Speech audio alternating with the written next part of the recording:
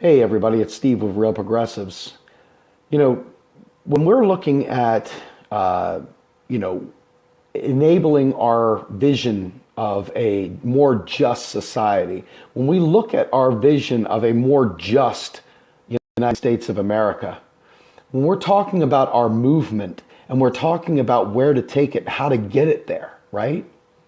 It's very important to know when someone is just saying what the hell we want to hear versus when they're actually doing what it is they say they're going to do.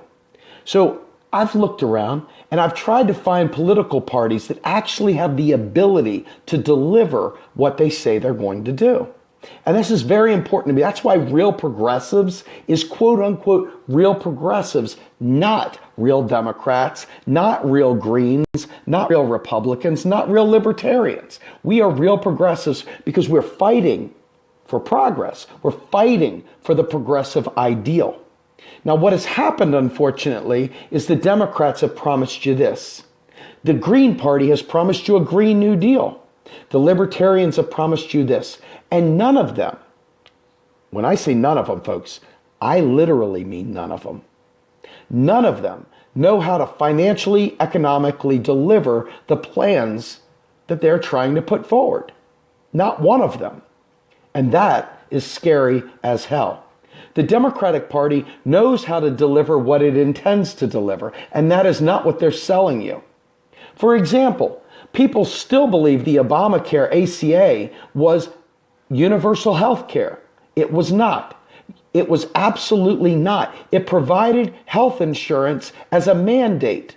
So now the insurance companies have a guaranteed subsidy. That's what it did. It provided a guaranteed corporate welfare for the insurance companies. Now, as far as Bernie Sanders' plan, as far as the Green New Deal, every single one of them requires a massive amount of deficit spending. If either one of the Green Party or the Democratic Party tried to fund what they're suggesting through taxation, they would bring the country to its knees in a nanosecond. It would literally destroy the country. Taxes don't fund spending, number one.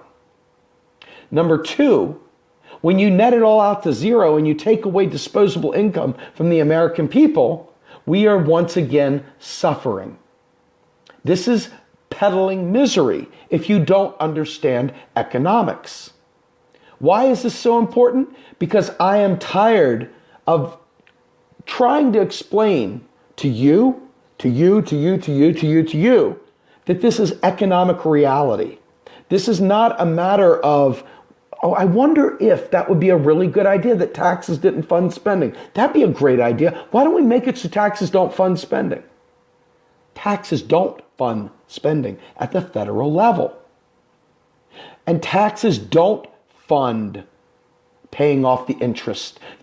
Taxes don't pay for anything. Taxpayers literally don't pay for anything. The Board of Governors for the Federal Reserve is a federal agency within the government. The Board of Governors, however, is selected by neoliberals. So you wonder why they don't deliver what is asked for? Obama. Obama is a new Democrat, aka a neoliberal. Hillary Clinton is a new Democrat. She's a Clinton Democrat, aka a neoliberal. When they put people in the Federal Reserve and they put people on the Board of Governors, do you think they come out and look for progressives to provide a progressive approach to the Board of Governors? No? Yeah, they don't. They put neoliberals in there. So when you wonder why they're doing things for neoliberals, it's because you've elected neoliberals, and neoliberals are putting neoliberals on the Board of Governors. Doesn't that simply make sense? It sucks, but it makes sense. There's your vote paying for your Board of Governors right there. You want to see progressive policies done at the Federal Reserve. You need to elect a progressive president. You need to elect a president and a Congress that is progressive. Now, I'm saying progressive because I don't give a shit if it's Democrat. I don't give a shit if it's Green. I don't give a shit if it's the socialist alternative or the Democratic Socialists of America or some independent guy or gal who understands what it means to be progressive. Now, I can tell you right now that the myths that many of these political parties peddle is based on consensus. It's based on your ignorance of federal financing. They don't understand it either. But you don't understand it. And so if they told you something you didn't understand, you would raise your eyebrow like they were insane. Just like many people who don't know jack about economics come in here and try and tell us that I'm wrong about federal taxes funding spending. It's not their fault that they don't understand, but once they've been exposed to the truth, it is their fault that they refuse to change. Once you're presented with truth, to ignore it, well, that's just on you, isn't it? That's on you. You can lead a horse to water. You can't force him to drink. The unfortunate part of that equation is that we're all in this together. So that means your idiocy or your ignorance or your, acting like you couldn't be bothered to learn what I'm telling you or learn what other people are telling you. You don't have time, don't have the desire, whatever. That right there is dooming us to more of this bad ignorance that these political parties peddle. Because they're peddling what you believe. They're not peddling truth. They're not trying to convince you of anything. You've got to convince them to deal in truth, because they're afraid to death to say something that's going to make you raise your eyebrow like they're crazy. The minute you do that, they've lost consensus, and now all of a sudden you go looking for a party that says what you think they should say. Since you write checks, since you have to pay your credit cards every month, since you do all this stuff, you don't really understand federal financing. So you go ahead and look for a party that talks about economics in the way that you understand. You haven't been to college, maybe you have, but even the college textbooks were written wrong. Earlier I did a live stream that explained how dumb the idea of fractional reserve lending is. It doesn't exist. But yet you'll see the prevailing narrative, the consensus, that fractional reserve lending does exist. For those of you who don't know what fractional reserve lending is, it was the commercial banks had to have a certain amount of reserves on hand in order to loan more money. And then the money multiplier, in other words, they got to make money on money they didn't really have. And all of a sudden, private commercial banks are now creating money. Well, that's a lie. It's not true. Banks don't lend reserves. Now, is that consensus? Is that what the little people all believe? No, it's not. So what do these parties do? They run around peddling a myth, partially because they don't know any better, partially because they're scared to death to speak truth. All the bluster, all the, Wray, look at us, hey, it's bluster. Because they need you to vote for them. And unfortunately, a campaign cycle is not where people tend to teach economics. And they're trying to sell you that their plan is the right plan. So they stick with what they know has been means tested, has been focus group tested, has been tested throughout. They look at polls, they look at all this data and they say, hey man, we can't tell them taxes don't fund spending. We can't tell them that. They'll go crazy. So we need to be very, very clear that if you're looking for truth from political parties, no matter how aligned they are with you and your sensibilities on social issues, they are deathly afraid to speak truth to power when it comes to things like economics. And what I'm finding is that I assure you this, the Green Party, the Democratic Party, hell, even the Republican Party, they can't deliver any of the things that they say without a knowledge of how federal financing works. They can't. Now, they can deliver a whole bunch of things, but the truth is that Republicans and Democrats for the longest time have used the military as a socialist excursion, as a means of pumping money into the economy by giving people jobs, a job guarantee as a military guy. They've pumped jobs into the economy through government contracting, through defense contracting. They've pumped jobs and money into the economy through building airplanes and building bombs and doing all kinds of stuff like that. Why don't they do it on other areas? Because consensus says we're ruggedly individualistic. We need to fight for our own. We need to strive. Okay? So this is where the Calvinism kicks in. But they know beyond the shadow of a doubt that if they slowed the spending for the military, everything would come crashing down.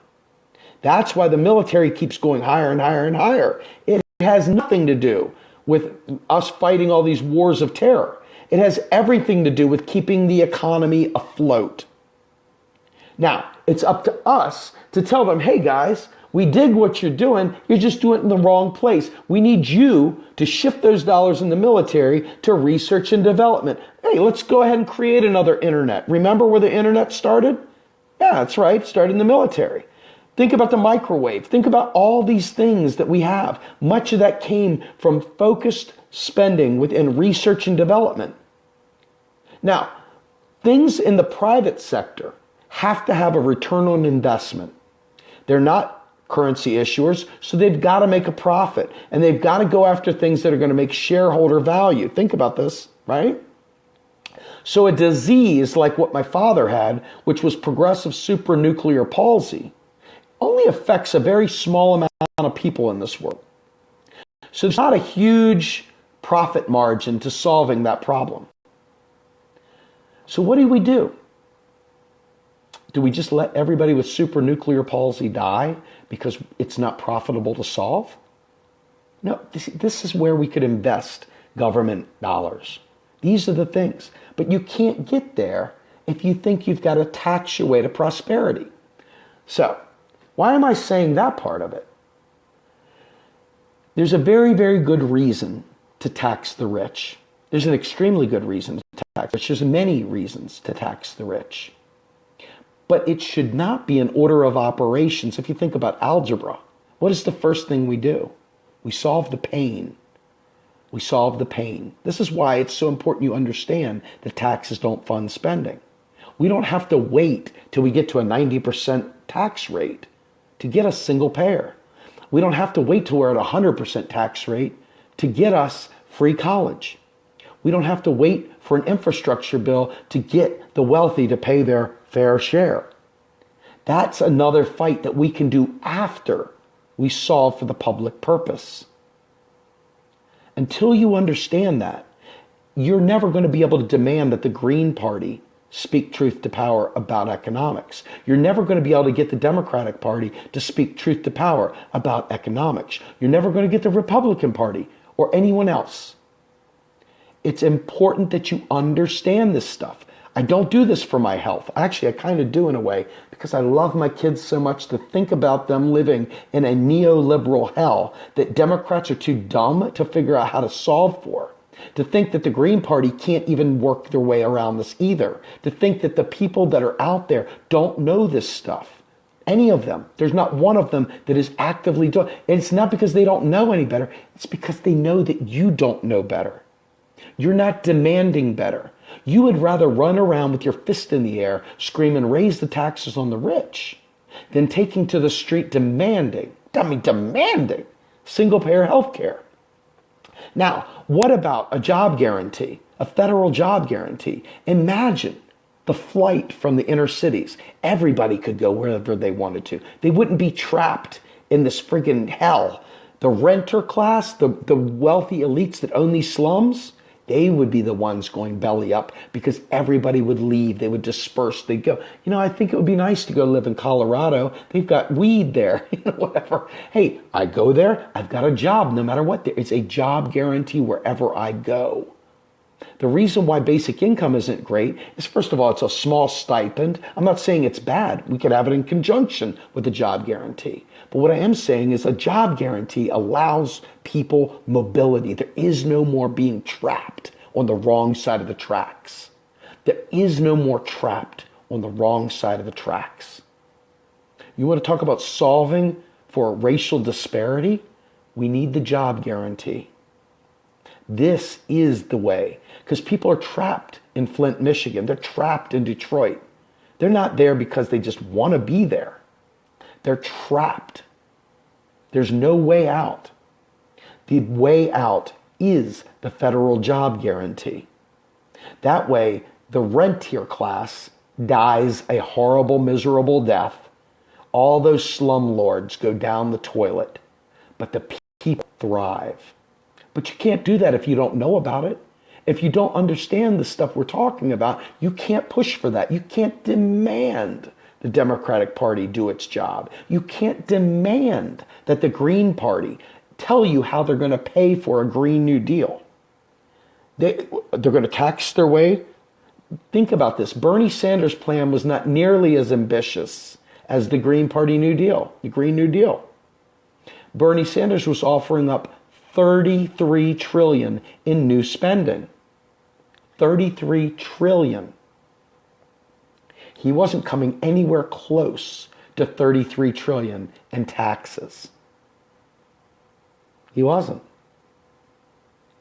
How do you think the Green Party would come up with $40 trillion? They're going to tax their way to $40 trillion? Okay. Not buying it, but okay. You spend first because the government is sovereign.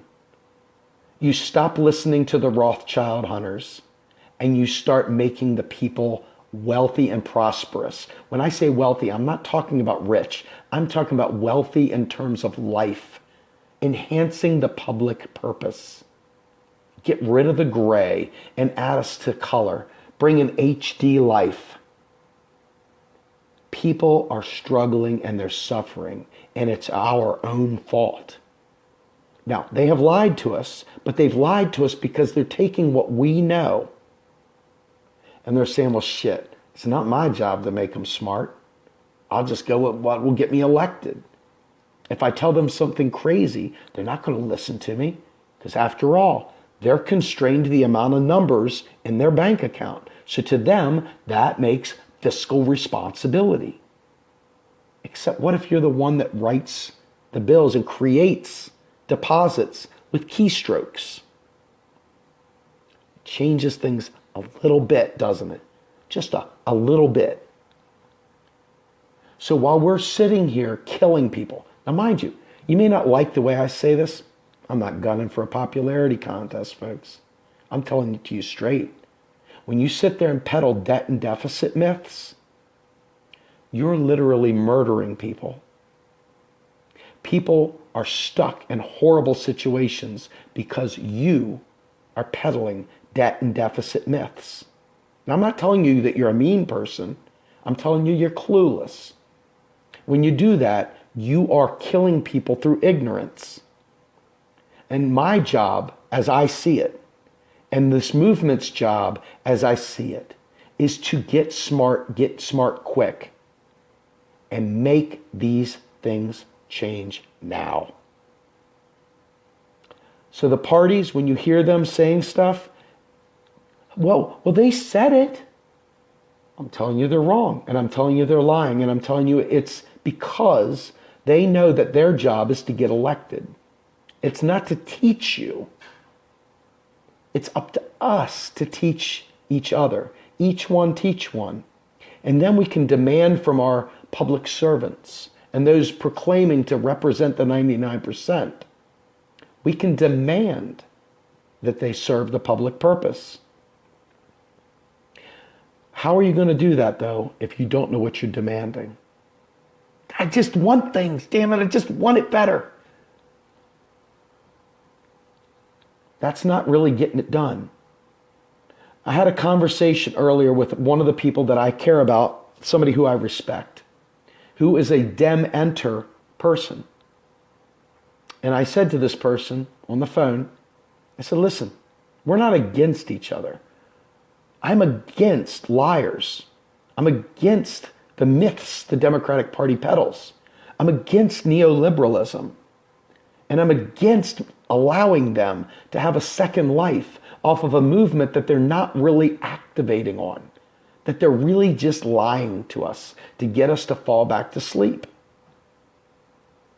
like a succubus, like a vampire, living off of our energy. If they want my vote, or if the Green Party wants my vote, they'll go into economic reality. And they will stop lying about taxes funding spending. And they will serve the public purpose. And they will bring the 99% into prosperity. That's right. They will start talking about prosperity. They're not going to just tell me what they're against. They're going to tell me what they're for. And they're going to tell me point blank how to get there. So, tomorrow night, I'm going to have Ellis Winningham on as usual, my Sunday nights with Ellis.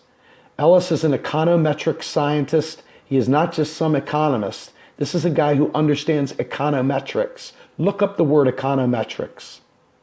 The man is a beautiful mind.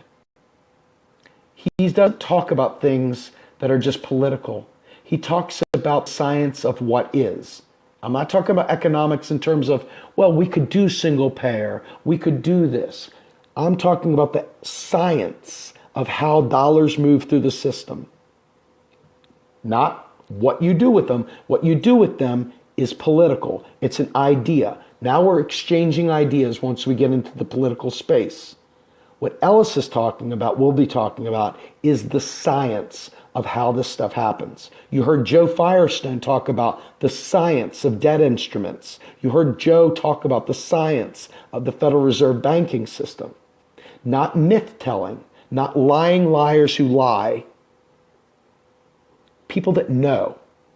We don't pull bullshit here. I bring you nothing but the best. I'm not pulling some dude out of the bar to tell me about the myth of the Rothschild. I'm bringing the people that know it to you. I'm bringing the people that were architects of these things to you. This is not my opinion, your opinion, somebody's opinion. They're all opinions. This is the science behind it. I'm talking to you all because you claim to be real progressives. That's why we're here. So real progressives are fighting for single payer. We're fighting for the climate. We're fighting for free college. We're fighting for paid family and medical leave. We're fighting for a job guarantee. We're fighting for a basic income. We're fighting for expanded Social Security. We're fighting for all these things to enhance the lives of the American people. Now, if I went to a Republican page, I could still have this conversation. The difference would be they would be striving for different policy prescriptions. But I could tell them the exact same economic message, and it would be equally true in their shop. You see, that's the great thing about truth. I don't have to lie. I don't have to go to bed wondering if I told you a lie. The conspiracy theorists that run around and say these things, well, they can't say the same thing. They can't say the same thing. Now, I say this without any ego at all. I have 9 children I care about. 9. Everything I do, all the time I put in, every waking moment I think about this stuff. As much as I'd like to claim it's for you, it's for my children. I have a vested interest, selfishly, to make the world a better place, to unfuck it just a little bit. And I'm thinking that progressives, people who claim the progressive mantle, are truth seekers, not conspiracy seekers, because sometimes the truth is worse than the conspiracy. And the truth is, they've been lying to you, folks. They've been lying to you, and they've allowed you to believe that the USA is somehow or another the equivalence of the Weimar Republic. The Weimar Republic that was stripped of its capacity to produce from war treaties. Their entire economic package was stripped to the point where they couldn't produce anything. Well, in the United States, our productive capacity is immense and it is being wasted right now. Economics is not about scarcity. It's about efficiency. And I'm telling you right now, we have lost productivity. Good productivity, not capitalist productivity. Good productivity. The kind of productivity that serves the public purpose, as in you and I. So I'm not here selling you shit. I'm not selling anything. This isn't my truth to tell. This is the truth. So I'm not trying to convince you of some marketing brand. Hi, buy Crest toothpaste, or hi, buy Dove soap. No, I'm telling you, this is how federal financing works. We are progressives, so this is how this truth enables what we say are our priorities. That's it. I'm asking you all to do the homework. I'm asking you to teach one. I'm asking you to cast your net and bring people in so that we can change the world. This is no joke to me, folks. I couldn't be more serious about this. I want to say that I love you all, and I do, but I love my kids more. And I'm scared to death, and I've said this countless times, I'm scared to death of what climate change means. What happens when areas become arid and are unfarmable? What happens when areas are underwater? What happens when the pollution levels get to such a point that water is scarce? This is the progressive side of me talking. This isn't the economic side of me talking. This is me saying, well, based on the best science available and based on my understanding of said science, we need to do some drastic actions quickly. And that means you can't wait to tax the wealthy to fix the climate. You can't wait to get a 90% tax rate to fix that which is broke, to go to green energy today. It's the myths that keep the petro. It's the myths that keep us away from solar, which is infinitely available. It's the myths that keep us from wind power, if you even want wind power. I would say solar roads. I would say solar everything. But it doesn't matter. The point I'm making is this. Regardless of your politics, you could be a Republican, you could be a libertarian, you could be anything you want. The truth of what I'm telling you about how federal financing works is apolitical. It just is.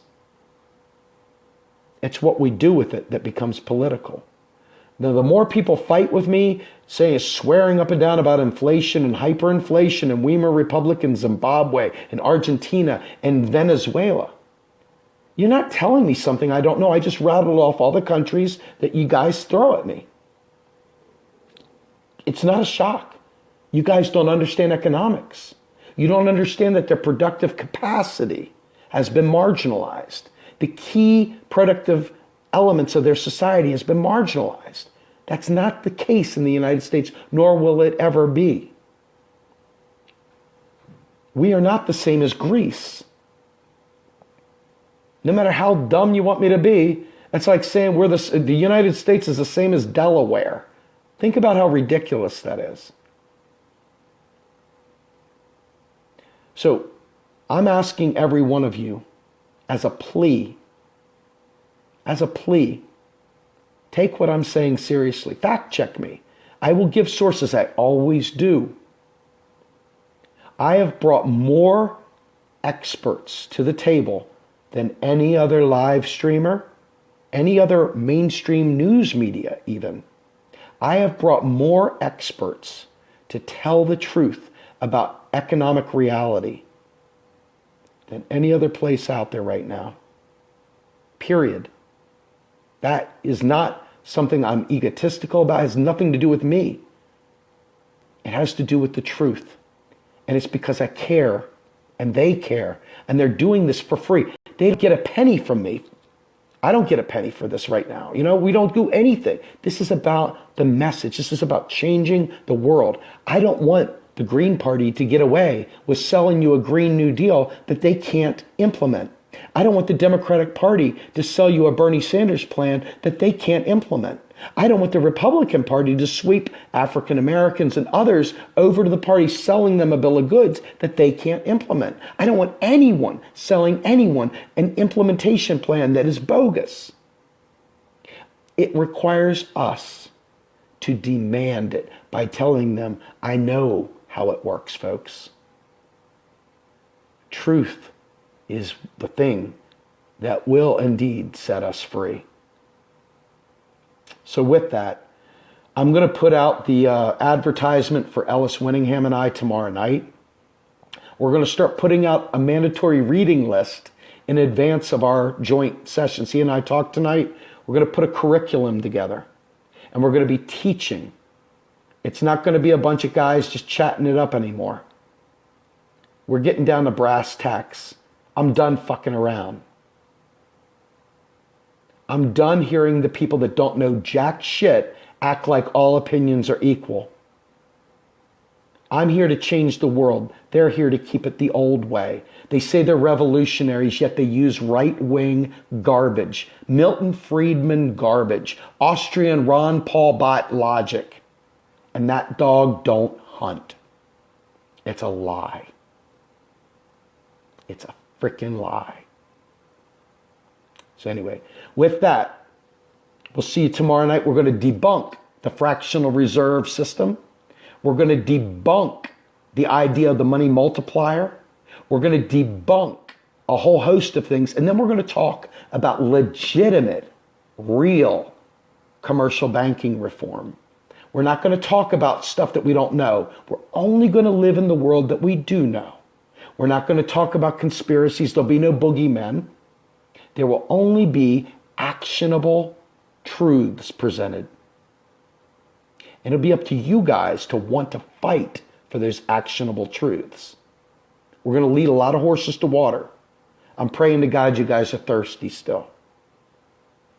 With that, I'm Steve Grumbine, founder of Real Progressives. Have a good night, everybody.